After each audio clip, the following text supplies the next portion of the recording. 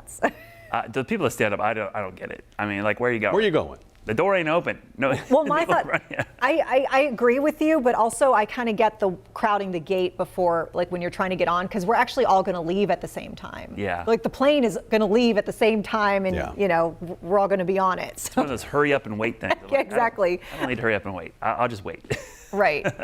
Well, I tell you what, guys, we talked about the fog earlier. It's thick out there, and as expected, dense fog advisory just issued for the area till 10 a.m. tomorrow. It does include most of the Piedmont. And again, remember, even if you're outside of the fog advisory, there's still dense fog. So this means reduced visibility, less than a quarter mile through about 10 a.m. tomorrow. Give yourself extra time in the morning. Use the low beams and just be careful out there. Visibility is really, really poor right now. And speaking of the airport, this likely could cause some minor delays at the airport. They'll start spacing out the flights just a little bit as instrument landing is going to become the norm there out there. You see, basically, we've got some light rain moving across the area, drizzle and mist. Even where it's not raining, you're seeing drizzle out there. Drizzle is one of those things. Doesn't show up well on the radar. It's very tiny. It doesn't feel like it's actually raining. You're just getting wet for some weird reason, and then you realize it's drizzling out there. The other reason drizzle is one of those things that can be annoying. It's why you got that setting on your wipers. Intermittent wiper weather, I like to call this. It's why you have that setting, because just enough where the wiper needs to come on every maybe 10 or maybe 5 seconds or so. We're going to have more of that in the morning.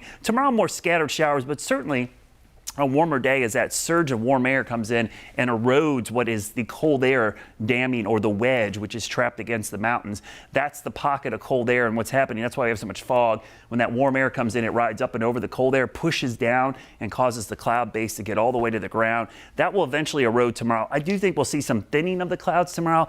I don't expect sunshine, but with the south flow, temperatures will jump into the mid and upper 60s. If we see sun on Thursday, which is more likely, that's the day if we're going to hit 70, and we're going to see some 70s on the map. It'll likely be on Thursday with more rain on the way for Friday. There's the thick fog in the morning, drizzle and mist. And again, the rain will be scattered tomorrow, but there will be pockets of it throughout the day as we warm back up. The warm front shoots way up to the north, so southwest winds when you wake up Thursday. That's the perfect setup for the warmest day of the week. This is a ridge of high pressure, but the storm track's over us. That's why we're seeing so much cloud cover and rain, because even though we have warm air in place, we're seeing front after front move through.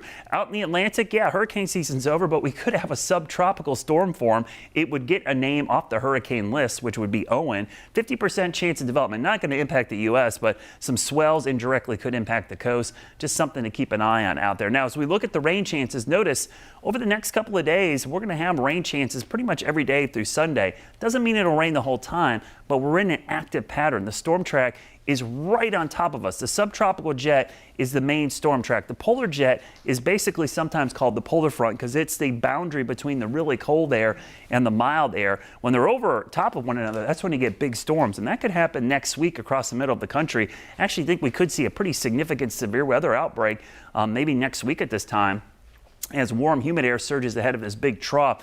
But what you see over the southeast and the Carolinas, very warm and wet weather for the foreseeable future, and that's what you're going to see in the 7-day forecast here in a minute. Tomorrow, temperatures mid and upper 60s, so a much warmer day after a really foggy start. Your Guy Roofing 7-day forecast, temperatures likely going to stay in the 60s and upper 50s. The morning low is quite mild for this time of year, generally in the 40s and 50s, staying above our averages, which are now in the mid 30s and mid 50s. All right, thank you, Brad. And we know the conditions can change very quickly in the Carolinas, especially this time of year. So be sure to download the WCNC Charlotte mobile app so you are always on top of the forecast. It has an hour-by-hour forecast and radar that's updated by our meteorologist here in-house. So you're getting the most accurate data. You can get the app anytime as a free download.